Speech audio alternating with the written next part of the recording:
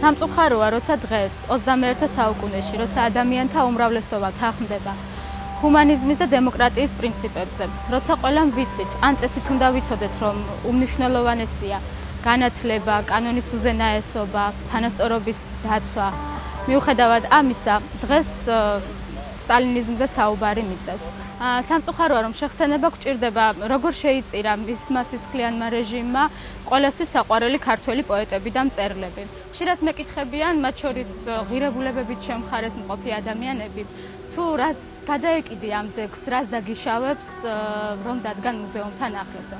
მეცნიერება, რა თქმა უნდა, თვითონ ძეგლი, ანუ ბრინჯაოს ქმნილება არაფერს, მაგრამ გადაწყვეტილების მიმღებ თანამდებობებზე იმყოფებოდნენ ისეთი ადამიანები, რომლებსაც მკვეთრი პოზიცია არ გააჩნია, თუ ვინ იყო სტალინი, სისხლიანი რეჟიმის შემოქმედი, თუ გენიოსი ბელადი. ყველა შემთხვევაში, ჩვენი საქართველოს მოქალაქეთა უმრავლესობის არჩევანი არის დემოკრატია. აქ კი გენიოსი ბელადების ადგილი ნამდვილად არ არის.